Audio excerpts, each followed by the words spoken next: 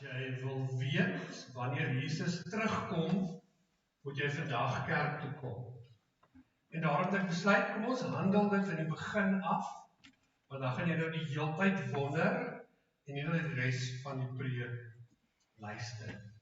Is jy reg daarvoor? Wanneer kom Jesus terug? Die antwoord is eintlik baie eenvoudig. Staan in die Bybel in Matteus 24, die opskrif, die profetiese rede.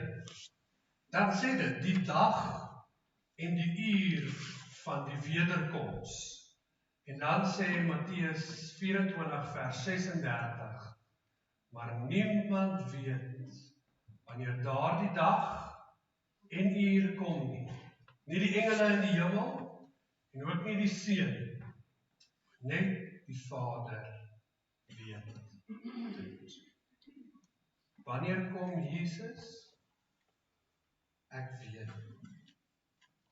Ek is jammer as dit nie die antwoord is wat jy graag wou hê nie, want ek besef die realiteit is ongelukkig dat ons as mense graag antwoorde wil hê. Dat ons ook nie wil wag vir 'n antwoord nie. Die tyd waarin ons leef, veral ook deesdae met AI, is dit baie vinniger as ooit om antwoorde op goed te kry.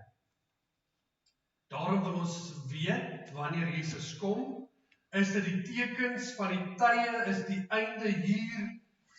Wanneer kom Jesus? Vriende, niemand weet. Al wat ek weet, en ek jou vandag kan verseker, is die bruidegom is op pad. Die vraag is nie of die bruidegom Jesus gaan terugkom. Die vraag is of die bruid, ek en jy, gereed sal wees wanneer hy welkom. Ek is baie opgewonde oor vandag se boodskap. Dit is die eerste keer ooit wat ek in sulke goed gaan delf het. Dit gewoonlik vir my. En toe het ek agtergekom hoe ongelooflik die Here se woord net weer eens is.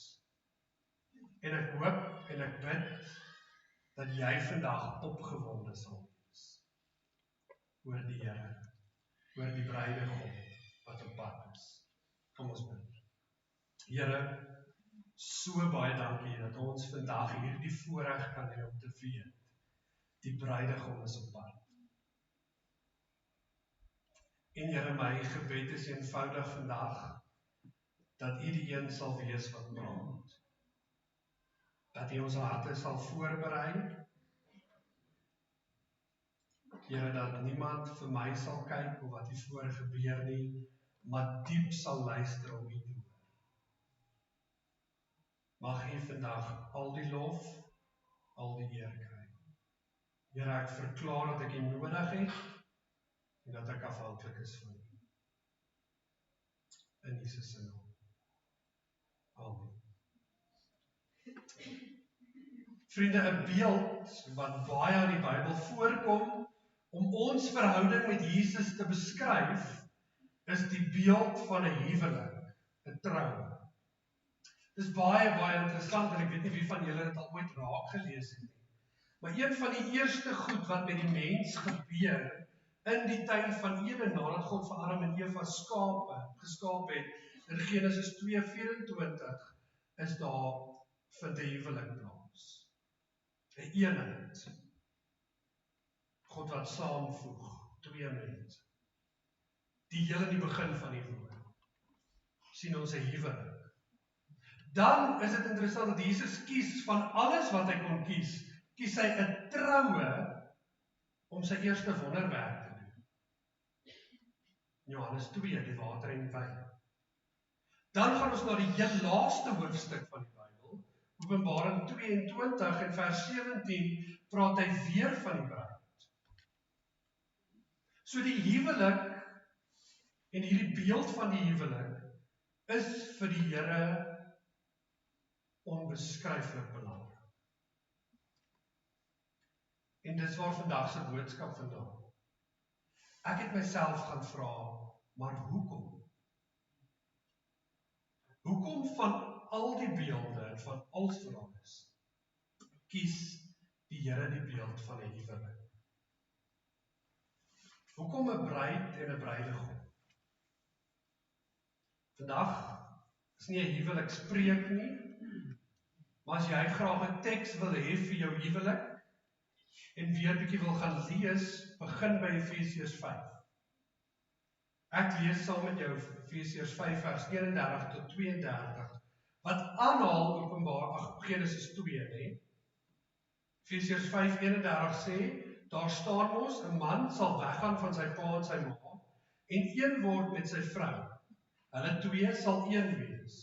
Hoor hierson, dit is eintlik 'n diep geheim. En ek noem dit om die verhouding tussen Christus en die kerk te beskryf. Hoor jy dit, dat God sê, een van die groot redes hoekom daar huwelike bestaan, is omdat dit die verhouding tussen 'n man en 'n vrou. Dit beskryf my verhouding met die kerk. Elke keer as jy 'n getroude paartjie sien, is dit veronderstel om te wys hoe Christus se verhouding met ons lyk. En nou is dit 'n goeie plek om te vra, wys my huwelik dit? Hoe lyk Christus se verhouding met ons? 'n huwelik, elke huwelik, is veronderstel om te wys hoe lief die Here ons as sy kerk het. Dan sê Maleagi 2 vers 16, voor jy dink dis 'n veroordelende vers, luister saam met my. Maleagi 2 vers 16 sê, die Here, die God van Israel sê, hy haat egskeiding. Daar's min goed in die Bybel wat God sê hy haat. Maar egskeiding is een van dit. En dan kan jy vir jouself sê, dit is baie veroordelend. Maar wonder het jy al ooit jouself gevra, hoekom sê die Here dit? Efesiërs 5 sê die huwelik is 'n beeld van God se verhouding met die kerk. 'n huwelik moet wys hoe lief die Here die kerk het. En by die kerk bedoel dit nou ons, as sy kinders. Egskeiding sê, daardie liefde kan iewers ophou. En dit kan. Dit het niks soseer te doen met egskeiding in homself. Dit het te doen met wat dit verteenwoordig. God sê, 'n huwelik wys hoe lief hy ons het. Egskeiding sê, daai liefde gaan iewers ophou. En dit doen. En daarom sê God, ek haat egskeiding. Want egskeiding wys 'n verwronge beeld van my liefde vir my kinders. Ek wil hê as mense die huwelik sien, jou huwelik sien, moet hulle sien hoe lief ek hulle het. Daar's omtrent 20 verskillende teksgedeeltes in die Bybel, waar die Here hierdie beeld van bruid en bruidegom gebruik. In die opsomming, preekopsomming sal jy sien, ek het gesê, gaan lees 2 Korintiërs 11, gaan lees Johannes 3, Matteus 9, kom Jesus self en hy beskryf homself as die bruidegom. Jesus sê, ek is die bruidegom, julle is die bruid. En dan nog verder, ons teks vir vandag, Openbaring 19, beskryf die wederkoms van Jesus as 'n bruilof. As jy jou Bybel het, is jy welkom om saam met my daar oop te maak, Openbaring 19. Gaan lees saam met jou van vers 6 tot vers 9.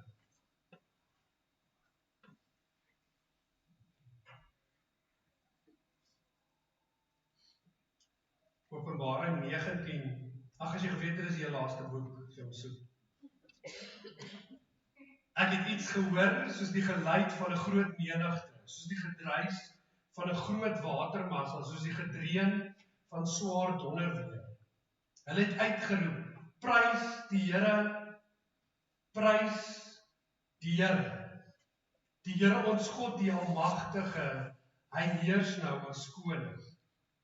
Vers 7, laat ons bly wees en juig en aan hom eer gee, want die bruilof van die lam het aangebreek. En sy bruid, kleinletter sy, want is ons, sy bruid het haar daarvoor gereed gemaak.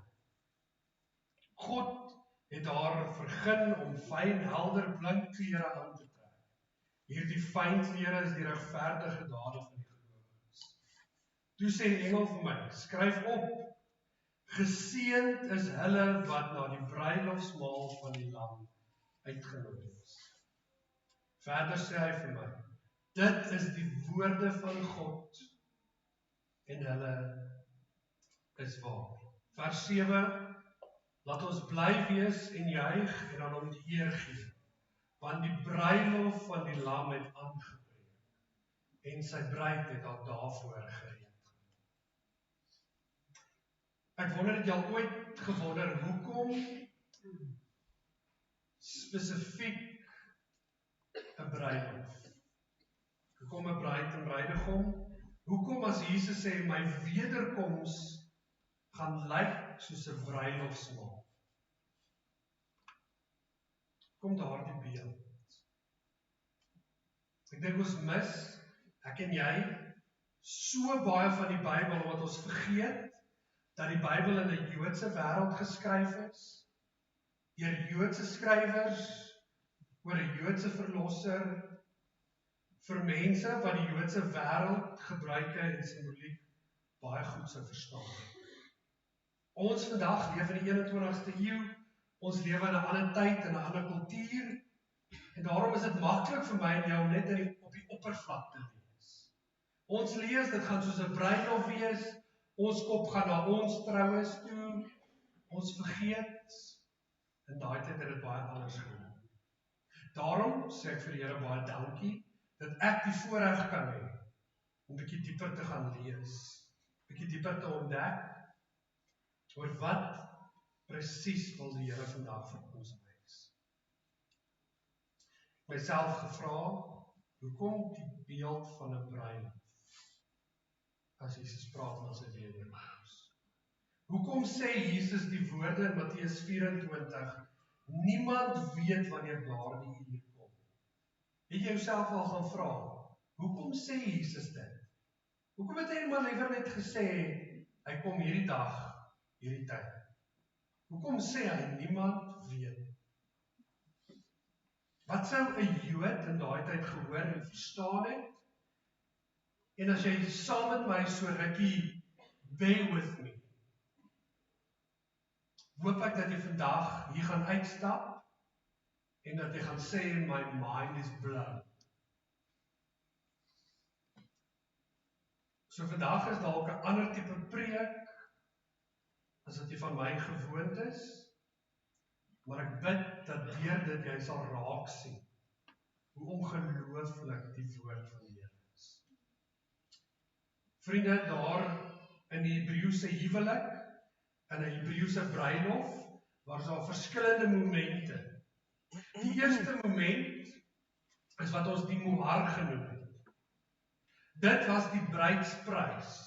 As ek praat van 'n bruidsprys, in vandag se terme, en ek weet dit klink nou snaaks, maar was dit amper soos labola. Kyk, wanneer ek nou vir jou hierdie mohar gaan verduidelik, wil ek vra jy moet baie fyn luister. Hoor wat kan jy raak hoor, as ek dit nou met jou deel. So hierdie bruidsprys, die prys vir die bruid, was deur die pa van die bruidegom betaal. Okay?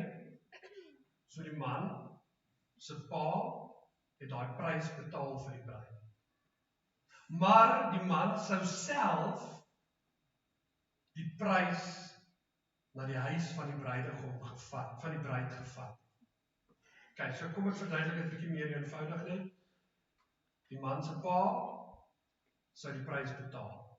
Die man sou die geld vat, die voorstel, en hy sou na die vrou se huis toe gaan, en hy sou sê, hier's wat ons julle gaan doen. OK, julle is by my. Maar anders as met Labola, word die prys nie bepaal deur die vrou se pa. Dis die man se pa, die bruidegom se pa, wat daai prys sou bepaal. En hy sou daai prys bepaal deur te sê, hoe waardevol gaan hierdie vrou vir my seun wees? Wat is die waarde wat ek aan haar heg? Dit bepaal die prys wat ek bereid is om te betaal. Hoe belangrik is hierdie vrou vir my seun? Dit bepaal hoeveel is ek bereid om te gee, sodat hy met haar kan trou.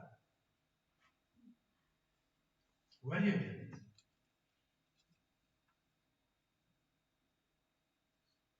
Die bruidsprys het iets gesê oor die waarde wat die bruidegom se pa aan haar geheg het.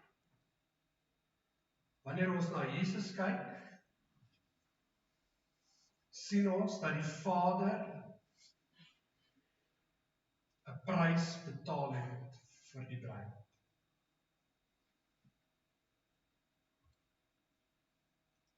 Die bruidegom se pa het soveel waarde geheg aan die bruid, ons sy kerk, dat hy sy seun gegee het. Dit is hoe waardevol ons was. Dit is die bruidsprys wat God bereid was om te betaal. 1 Korintiërs 6:20 sê, die Here het duur betaal om julle syne te maak. Hy het duur betaal sodat die bruidegom met julle met my kan trou. 1 Petrus 1:18 sê, julle weet tog dat julle nie met verganklike middele soos silwer of goud losgekoop is. Inteendeel, julle is losgekoop met die kosbare bloed van Christus, die lam. Die lam. So in hierdie Hebreëse bruilof sou die bruidsprys bepaal word. Dan, wanneer hulle nou 'n prys ooreengekom het, wanneer die bruid hierdie prys vat, dan sou gebeur wat ons vandag sou ken as die verloving. Ek is versigtig as ek sê dit was 'n verloving, want dit was baie meer as dit. Vandag as 'n paartjie verloof is, en een van hulle wip hulle so 'n bietjie, dan gee hulle die ring terug, en dis die einde. In daardie tyd was die verloving bindend, wettig. Net soos 'n huwelik. In die Hebreëse wêreld, as hierdie paartjie bymekaar kom, bruidsprys betaal, en die ketubah, wat ek nou gaan verduidelik, teken, dan beteken dit, hulle is eintlik wettiglik getroud, maar hulle bly nog nie saam. Hierdie ketubah beteken nou maar net dit wat geskryf is. Dit was 'n verbondsdokument. Die beloftes, die verantwoordelikhede, die regte van die bruid en die bruidegom was in hierdie dokument opgeteken. Die bruidsprys het ook daar gestaan. En dit het, hoor hierso, dit het die beloftes tussen die bruid en die bruidegom uitgespel.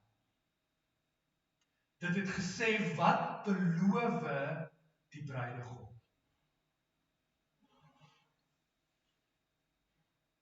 Dit was 'n verbond. Nou wil ek weet, ek hoop jy het fyn geluister. Hierdie dokument, nadat die bruidsprys betaal is,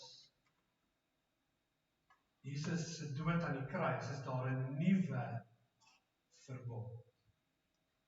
'n ketubah opgestel tussen ons en God, wat sy beloftes bepaal,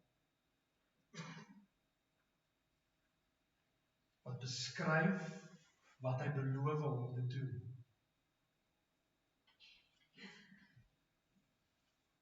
Hebreërs 8 vers 6. Dit is so, omdat Jesus ook die middelaar van 'n beter verbond is. God het die nuwe verbond vir sy volk gegee. Hoorie, toe hy beter dinge vir hulle beloof. Ek vra my vrou, dat sy gou hier voor by my sal kom sit. Aan die einde van hierdie, as hulle nou hierdie ketubah geteken het, ooreengekom het, gesê het, wat beloof wie, dan was daar 'n gebeurtenis wat gebeur het, wat ons die Putishin genoem het. Okay. En ek gaan vir julle wys, saam met my vrou, want ek nie met 'n ander vrou trou nie, behalwe met my eie vrou. Wat sou gebeur is, die bruidsprys is betaal, dan is die ketubah, hierdie nuwe verbond, met mekaar gesluit, en dan sou die bruidegom na sy bruid toe gaan, en wat hy sou doen is, hy sou baie duur wyn, sou hy in 'n beker skink, en hy sou eerste van hierdie beker gedrink het, en dan, hoorie, jy moet fyn luister, sou hy hierdie beker vir sy bruid aanbied. En as sy bruid hierdie beker drink, dan sê sy, ek aanvaar daardie verbond. Alles wat hier opgeteken is, aanvaar ek. Ek sê ja dat ek jou bruid sal wees. Ek sê ja dat ek my lewe vir jou sal gee. Kan jy indink hoe groot daardie oomblik moes wees? Hierdie bruid kies deur hierdie beker te drink. Ek sal met jou trou. Dit was nie net 'n romantiese oomblik. Dit was 'n oomblik waar sy gesê het, van nou af behoort ek aan jou. Hierdie prentjie, dankie. Hierdie prentjie, vriende, moet verander hoe jy die nagmaal sien. Elke keer wanneer ons hierdie beker drink,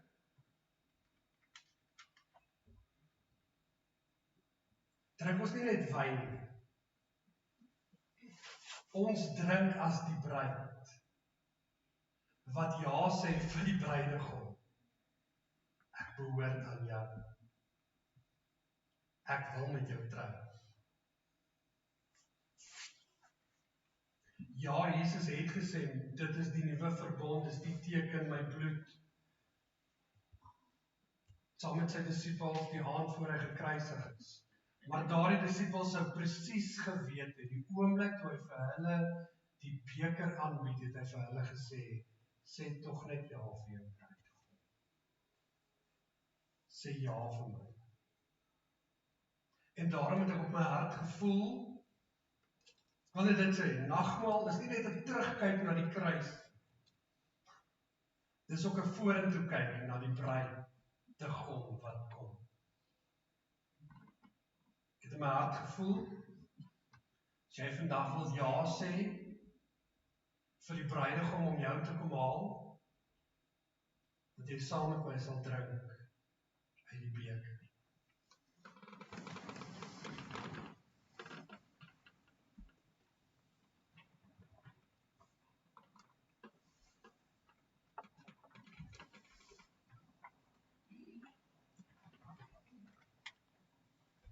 Wat is slaatjie? Wat is die slaatjie? Wat is slaatjie? Daai wat die ligte bezig te maak. Ek sê daarvan, dit is hierdie en is het nie, man. Ek weet nie wat die is nie. Ek is uit die kamer met al die So, die bruid het dan uit daai beker gedrink, sy het ja gesê, sy het ooreengestem, sy het gesê, hierdie nuwe verbond aanvaar ek, totdat jy sal kom die dag om my te kom haal. Wanneer sy dan ja gesê het, wat dan sou gebeur is, die bruidegom sou uit haar huis uit gegaan het, hy sou teruggegaan het na sy pa se huis toe, hoorie, en dan sou hy 'n blyplek gaan bou. Beter as wat daardie bruid nog ooit in haar lewe geken het. Hulle was verloof, hulle het aan mekaar behoort, daar's 'n nuwe verbond wat gesluit is, dis bindend, maar hierdie twee het nog nie saam gebly nie. Die bruidegom moes eers die blyplek klaar. En die bruid, sy moes bly wag, net daar waar sy is. Sy moes bly wag in haar huis, tot hierdie bruidegom eendag klaar gebou is. Dan, as hy klaar is, dan sal hy kom, hy sal haar kom haal, om in hierdie nuwe blyplek wat hy gebou het te gaan bly.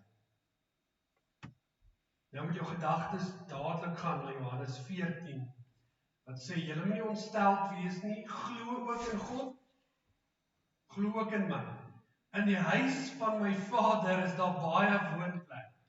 As dit nie so was nie, sou ek vir julle gesê het, ek gaan om wat te doen, om vir jou 'n plek gereed te maak. En as ek gegaan het, en vir julle hierdie plek gebou het, hierdie nuwe huis, sal ek ook teruggaan, en ek sal julle na my toe neem, sodat julle ook kan wees waar ek is. Jesus praat soos 'n bruidegom, en dit vandag, erfdelers, vriende, moet jou grootste hoop wees. Jesus het nie ons as sy bruid verlaat of vergeet nie.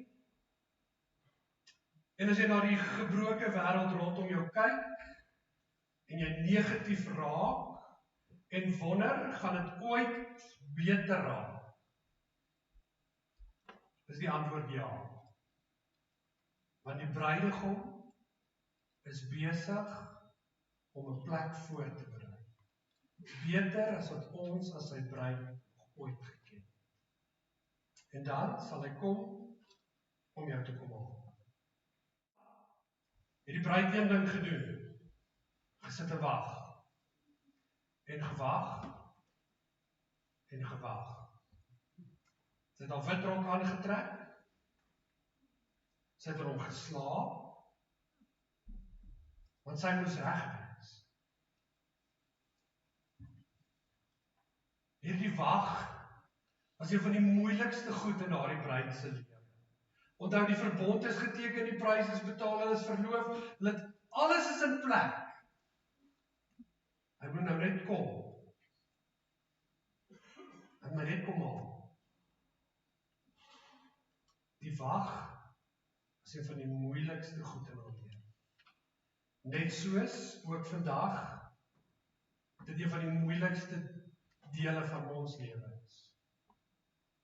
Om te wag, dat Jesus moet kom. Ons lewe in hierdie tydperk, hierdie verlovingstyd. Jesus het op 'n tyd aarde toe gekom, hy het gesterf, hy het opgestaan, hy is hemel toe, hy het gesê, ek sluit met julle 'n nuwe verbond, ek gee my liggaam, ek gee my bloed, alles is in plek.